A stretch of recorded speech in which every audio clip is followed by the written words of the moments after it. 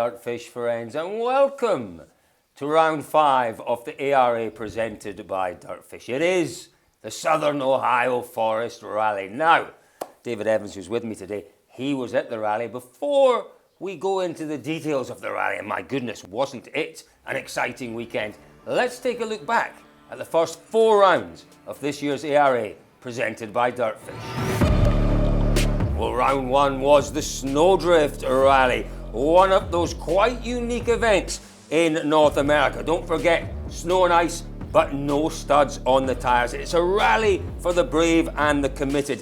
Sensationally, Mark Piatkowski and his rather modest Subaru, they took the win after the work Subaru driver Brendan Semenyuk slowed with a mechanical issue on the second last stage of the rally.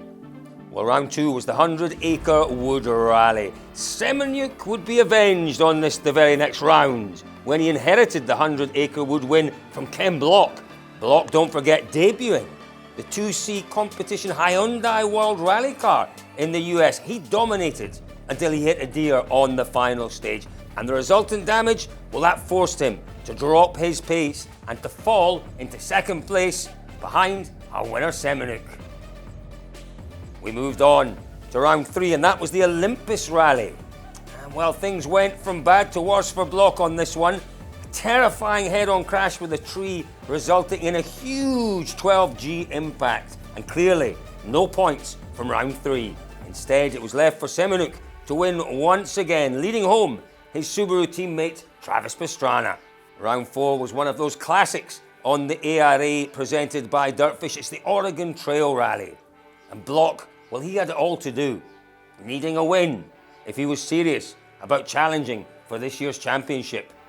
But that's exactly what he delivered in controlled and commanding style, shading the Subarus of Semenyuk and Pastrana by just shy of a minute.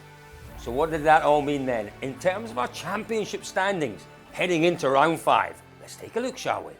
So Brandon Semenyuk led the way then, 72 points. His lead over Travis Pastrana in second place, just 16 points. Tom Williams in third place. In fourth, with a lot of work to do, Ken Block. In fifth, it's Kyle Tilley. Sixth is Patrick Grushka. In seventh, Barry McKenna on 19 points. In eighth, Phil Weirn on 18 points. Derek Nelson was in ninth, and rounding out our top 10, it's Vivian Campbell. So the championship standings looking interesting ahead of this, the Ohio Southern Forest Rally. Now, David. Southern Ohio Forest Rally. I am terrible. Oh dear, Southern Ohio. We've been practicing this a long for time. so long. David, you were there. You were there. That's why you've had lots of practice. You've had a lot more than I've had. But also what I've had practice at, Cole, is pronouncing names. Oh dear. God help me out. Can I get some? Piakowski. I think Piakowski. It's Mark I'm very Piakowski. sorry, Mark. Brandon Semenyuk, not Brandon. Nuke. Brandon, I'm very sorry as well. I will get on top of these names. Listen, I've been covering championships around the world for years, and I struggle. That's so lame, isn't it? It's so lame. No, genuinely, Cole, you're right. I've had a weekend of practice. But firstly, tell me exactly where is Southern Ohio? Well, now this is exactly why David Evans is on the show, to tell us where it is. I don't know. So the only way I could find out where it was to find out which hotel I was staying in and then look at it on the Google Map thing. Then expand it. Yeah, exactly. And it was kind of in the middle. And then, well, where do I fly to?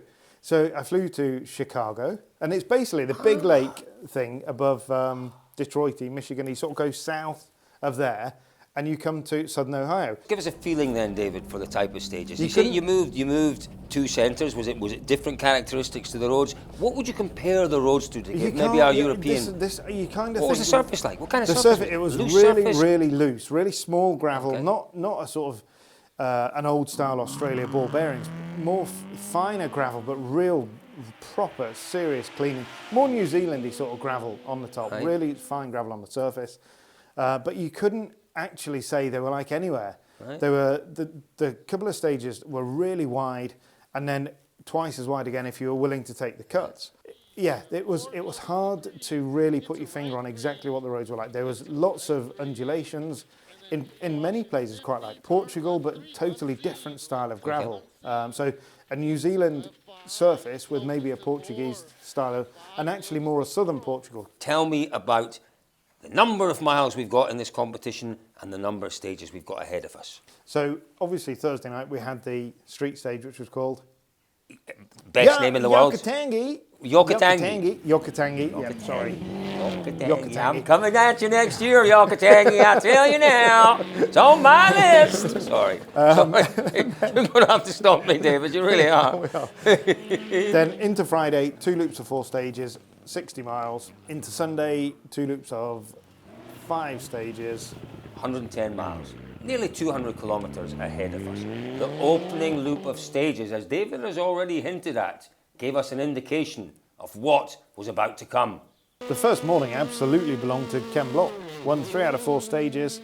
I have to say, I've known Ken Block for a lot of years. He seems to be driving better and better. Okay, he had the big accident a couple of rounds ago, but He built a lead going into service of 14.3 seconds. Pastrana was the man who also got his name on the top of the timesheets on the opening morning. An interesting stage win, that one. it was. Tell us the name again. It's the Disco Inferno 50 Cent remix stage.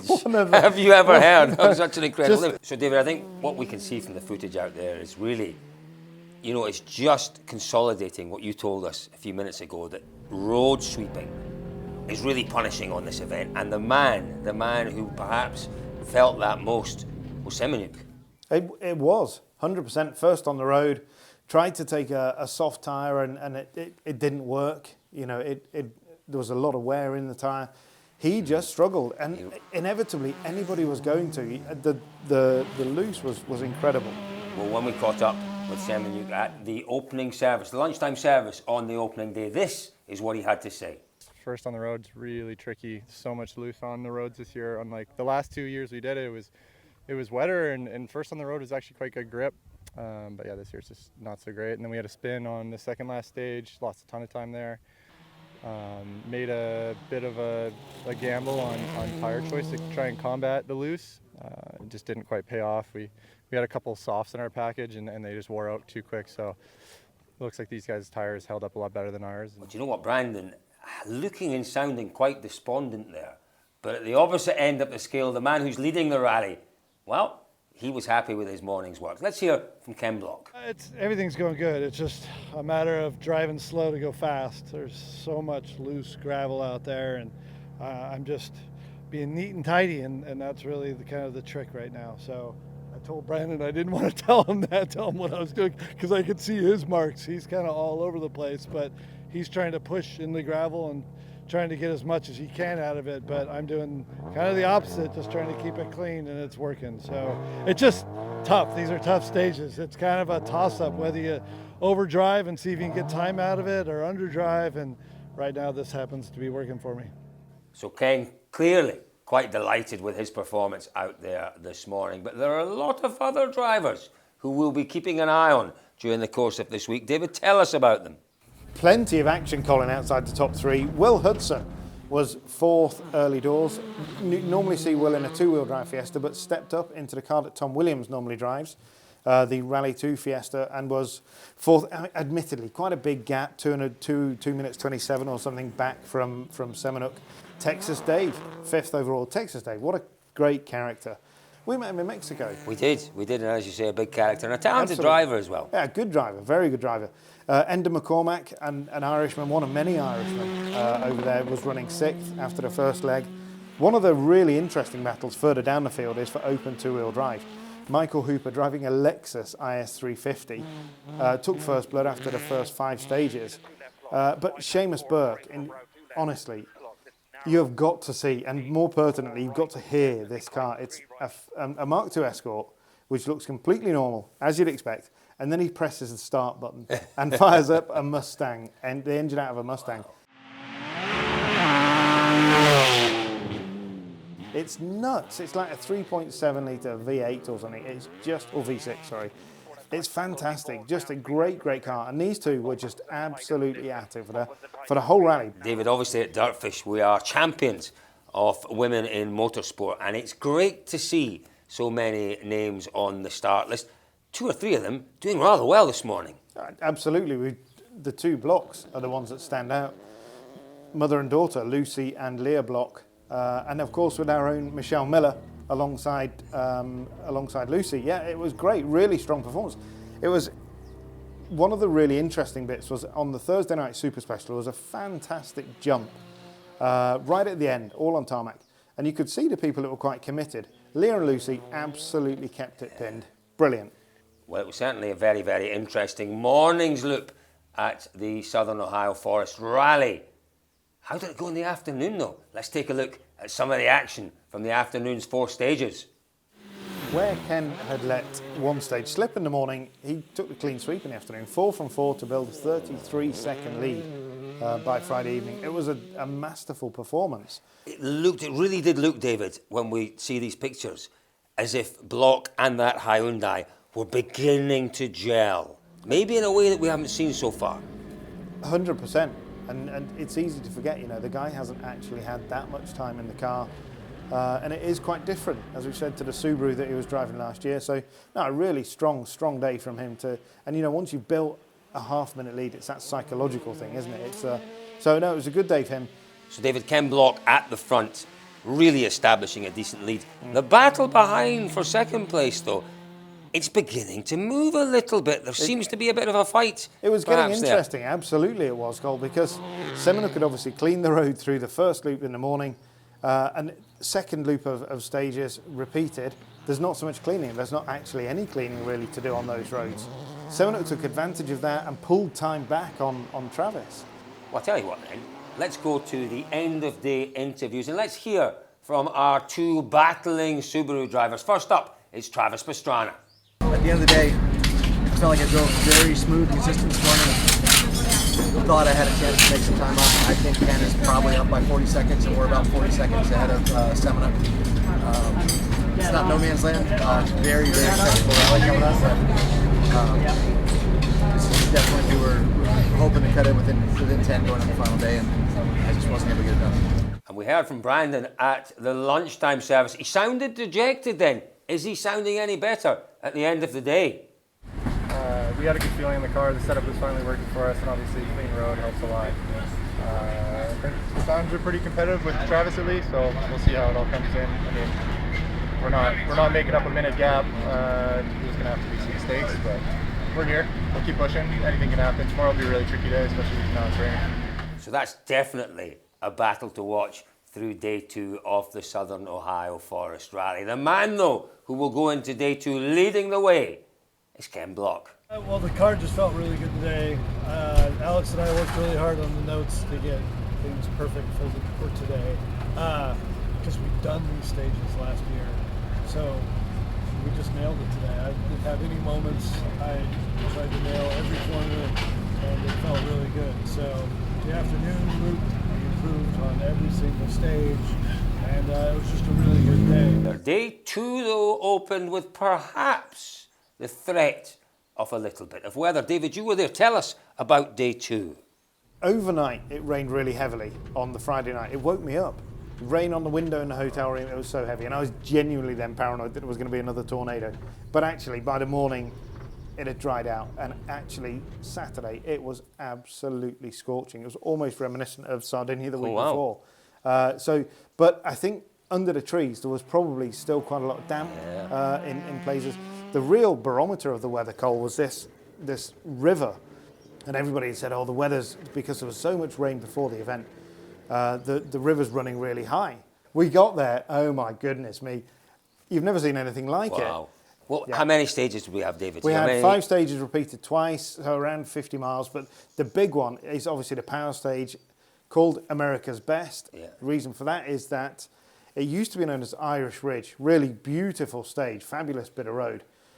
So John Buffum, who is behind Ken Block or alongside Ken Block, one of the biggest names in American rallying, an absolute genius of a driver from Group B days, drove an Audi, amongst other things. So John Buffum drove this bit of road, got to the end of it, and somebody said, what was it like? And he said, best in America. So it then became known as America's Best.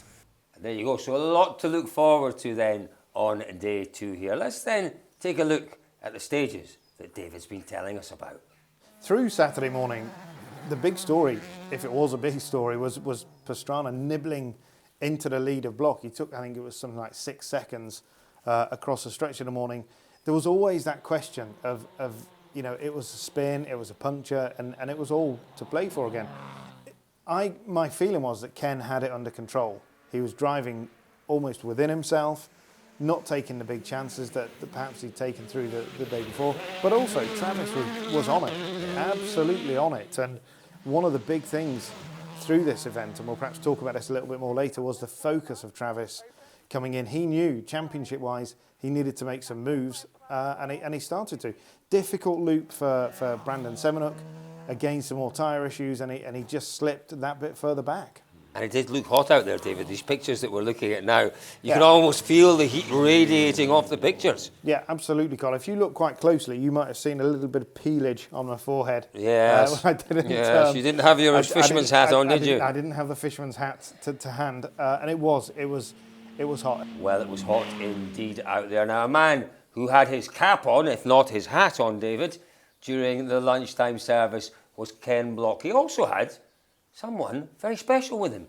I knew I was first on the road and I was going to lose some time this morning, so I figured I might lose 10 to 15 seconds with tire choice, and which was difficult along with all the gravel on the roads. I ended up only losing about 6 seconds, so I was pretty happy coming back into service now. I think with a 27-second lead over Travis. He was pushing really hard this morning. You know, I was definitely having to clear some weeds and clear some gravel for him, but to come back in with this lead, I'm actually really happy. Well, Ken Block clearly knows how important it is to hold on to this position he's worked so hard for. Just 4 stages to go in this event this afternoon, David. Plenty of potential drama still out there. But David, an awful lot of other classes out there to be decided through these final stages. Let's take a look then at some of our class winners this week. Starting with the regional winners, the overall regional event was won by Adam Kimmett and Chris Skoukas. Apologies, Krista, if we've mispronounced that. It wouldn't be the first time today, but brilliant win for them in their Subaru Impreza. And they also won the naturally aspirated four-wheel drive class. The open four-wheel drive class was won by Robert Dupre and Michael Funk in a Mitsubishi Eclipse. Limited four-wheel drive, and I have to say, this was one of my favourite cars from the event. It was Michael Turple and Christopher Rotolo in an Escort Cosworth that was just absolutely beautiful. It took me right back to 1993 and Francois Delacour in a Ford Escort Cosworth. It was stunning. It looked just like one of the factory cars. Open two-wheel drive was Ryan George and Heather Stieber in their BMW M3. Who doesn't love a BMW M3, especially on gravel? Limited two-wheel drive was Corey Grant and Jess Grant in their Volkswagen Jetta. So going to the national classes, RC2 obviously was won by Will Hudson and Ryan Scott in their Ford Fiesta Rally 2. Limited naturally aspirated four-wheel drive was Mark Piakowski and Aaron Crescenti in their Subaru. Two-wheel drive, of course, we talked a lot about him. Michael Hooper and Claudio Barbera in their Lexus IS350. Limited two-wheel drive, Roberto Iglesias and KJ Miller in a Ford Fiesta ST. Well, the battle that we've been watching really all weekend here at the Southern Ohio Forest Rally is that battle for outright honours. Wow, David, that final loop chucked a bit of a spanner in the works. It did. Brandon Semenuk obviously pushing quite hard through the final loop, chasing power stage points. Heavy landing, went off a little bit, broke a wishbone, damaged the car and couldn't, I think he carried on into the next stage, but retired. Opening up the final step of the podium for Will Hudson. Just a tremendous drive from Hudson, you know. Not somebody with a vast amount of four-wheel drive, recent four-wheel drive experience, new to the car. Great guy, you know, really strong result for him. Great to see him on the podium. Let's listen to what Will had to say after the finish. Well, it was great overall, and then today kind of lost focus, and that's kind of where my sticking point is these days. So I was really trying to work on that, and just kind of glazed over. You know, it only takes one moment to miss it, and so I'm a little disappointed, but I feel very lucky, fortunate, happy. But overall, it's a good. I might not seem happy, but I am happy. Well, it's always great to watch a driver standing on that podium for the first time. Congratulations to Will Hudson on your first outright podium in the ARA.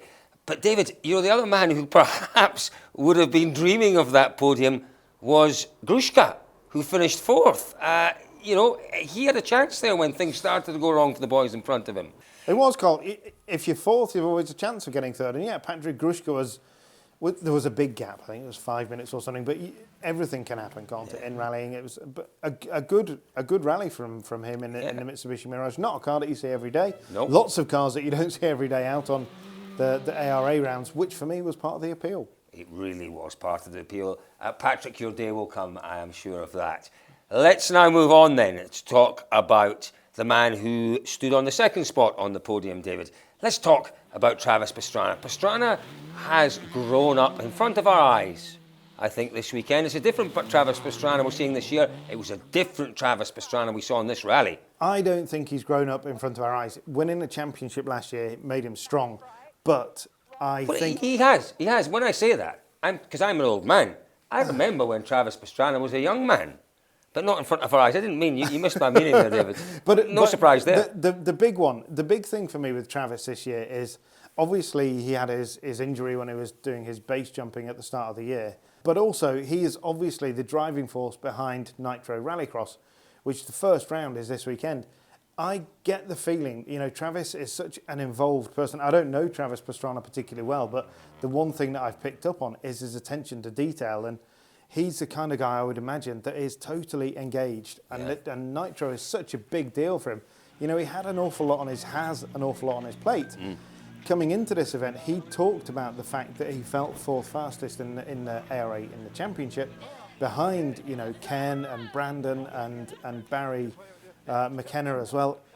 He was completely on his back foot. I put all of this to Ken and said, you know, what do you think when we hear Travis talking about it? And Ken was like, this is sometimes, Ken and Travis know each other so well. Well, they've been competing together for years. The best part of 15, 16 years now. And Ken said this potentially is the way that Travis's psychology works with himself. He tells himself where he is. For me, he picked it up and he drove brilliantly. And the thing that we noticed here was a focus and an intensity in the preparation. I would even suggest, David, I'm sorry to interrupt you. I know it's you that normally interrupts me. I would suggest he's absolutely professional in everything he does, but he lifted that professionalism a level here in terms of his approach, in terms of his preparation for the event. It's very rare, Cole, that we would walk to the window of a car, say to a driver, come over a word, and they would say no. No. He said no. He was perfectly pleasant, really nice, but no. He'd got the laptop out and he was absolutely on it with the onboards, going through the notes. Talking to Ree, his co-driver, she said, you know, she's co-driven for him for a couple of years. She has been around the world and seen drivers at the very highest level. She'd never seen an intensity from him like that, you know, between the stages, working on the car, working on the clicks, doing fronts for rears, doing everything he could. And in that power stage, it completely came together. It's one of those that he crosses the finish line and he's given it everything. And tightens 3 minus, 30, hug right too long, just hug right too long. 100, don't left 4 minus long, so don't left 4 minus long. Right 5 over finish, got it mate. Yes. Oh, sorry, Yuji. Heck yes. Anyone that beat us on that deserves it, but... So 9 quicker than our first one. Holy cow, that was a good run. That was a really good run. Well, he gave it everything through the course of the whole weekend. It was a very, very hard-earned second place for Travis Pastrana. Let's hear from him. We needed the power stage win, and we went absolutely 11 tenths, got it done. Just really hoping Brandon and I, just for Subaru, we needed to go up there, and we needed to both beat Ken. We're not as quick as he is on the stages, so we both went in for everything. I got to figure out what happened to Brandon. It seemed like something broke on the jump, but that's where we're at in the championship. It's U.S. championship comes down to wins. I don't have any, but we've got 2 wins on the power stage, so it's something. But David, the man who has led this event from start to finish, and he's won in some style, is Ken Block.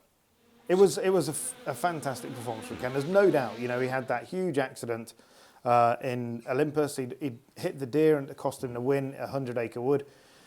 The part of this that really impressed me with Ken was the way that he went out Friday morning, destroyed the opposition, and then managed it. Yeah. And that's not always something that we've seen Ken having the ability to do. You know, It's what I would call, David, rally craft. And, Yep. you know, Ken Block's been around rallying for a long time, but he's learning now his rally craft. And it was a really well-structured win, this one. We caught up with Ken to enjoy his win here at the Southern Ohio Forest Rally. Did I get it right, David? You did. Let's hear from Ken Block.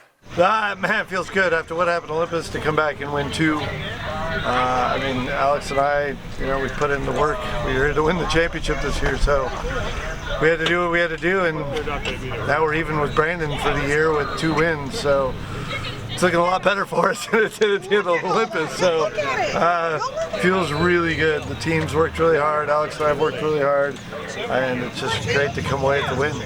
Well, many congratulations to Ken Block. What a win it was, David. And actually, congratulations to DirtFish for grabbing that interview, because literally a minute after he'd got out of the car, he was away. Derek Dauncey was literally there. Wow. Because he was away to the car, to the private plane, to Pikes Peak. So literally 10 or 12 hours after he jumped out of the Hyundai, he was straight into the Good Pikes job, Peak Team car. DirtFish. David, your first experience of the ARA presented by DirtFish. Any other highlights you want to just mention briefly before we wrap up? The highlight would have to be the street stage on Thursday night called Yucatangi. Yucatangi, I'm coming at you! Yucatangi street stage, and the Honda Passport just flew like you've never seen. An SUV kind of car just flew like, it was insane over the jump. And it has to be Leah Block. Leah, 9th overall, 3rd in 2-wheel drive, but really what got me was I was talking to her mum, to Lucy, and obviously Lucy's in the 4-wheel drive, the Rally 3 car, a car with more horsepower, 2 more driven wheels. And I said to Lucy, how do you feel about what Leah's done? How proud are you? And she said, you know, I'm actually embarrassed because, you know, her performance of the car, she finished a reasonable way behind Leah. She said, but I'm actually more proud than I am embarrassed. And honestly, Leah Block, it's a name you're going to hear a whole lot more of. Not that we haven't heard a lot of the Block name, but it's a different one. I did say to Ken, his passing on of the baton, David. Ken's days are numbered now. Ken's you know, days are he's very not going much to be in that car numbered. much longer. So Ken Block taking the win here at the Southern Ohio Forest Rally. What does it mean for the championship standings? Well, let's take a look, shall we? Here's our top 10. So this is how our ARA national standings look then. It is Travis Pastrana who takes the lead in the championship. Brandon Semenuk just 6 points behind. And Ken Block with the points for that win. He moves up into 3rd place. It's all very tight at the top. Just 9 points separating Block in 3rd from Pastrana in the lead. Tom Williams is in 4th. Patrick Grushka is in 5th, and 6th is Kyle Tilley. 7th is Phil Wearn. 8th, Barry McKenna. 9th is Derek Nelson. And rounding out our top 10, it's Will Hudson. Well, we've obviously been concentrating an awful lot during this show on our battle at the top of the standings, but every rally in the world is made up by a cornucopia of cars and drivers. And Cornucopia? It's a great word, isn't it, David? I don't know if it's the right word, but it's a great word. We have seen some magnificent efforts, some magnificent cars out on the stages this weekend. Let's enjoy some of it.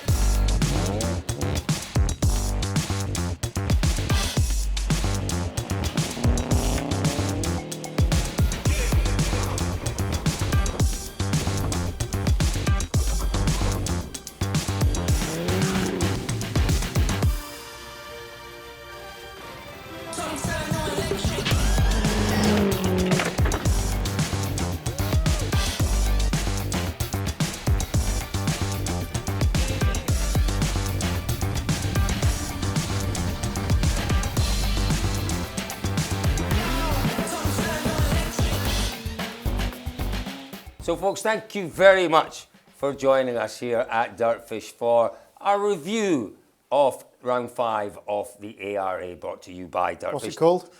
The Southern Ohio Forest Rally. It's only taken me a day and a bit to get to know that. David, Colin, one final thought from you. So one final thought, Colin, would have to be just an enormous thank you to the people of ARA presented by DirtFish, the people of Southern Ohio. The warmth that I was shown, the reception that I got was great. You know, there's real, genuine enthusiasm for DirtFish. I loved it. It's been a long time since I've gone to a new rally and enjoyed it as much. The whole experience, the absolute sense of adventure. I wouldn't say this very often, but I can't wait to bring Colin out to a round America, you've got no idea what's coming in your direction. And just, again, a massive thank you to everybody who has sent footage in. We know that every member of this rallying community, every driver, every co-driver, every crew, every team is really important to us here at DirtFish. A lot of you have sent your footage in. Please keep doing that. It was my first round. I can't wait to be back. I will meet every one of you next time I'm out there, and I'm bringing this bloke with me as well. Well, I can't wait. There's a promise, David. I'm going to hold you to that promise. Folks, I'll just reiterate what David said. Thank you very much for joining myself, David Evans, the whole of the DirtFish team for our coverage of the 5th round of the ARA presented by DirtFish. You don't have to wait too long for round 6. It's coming up in just a few weeks' time. It is the New England Forest Rally. We're heading to Maine for that one. Join us there.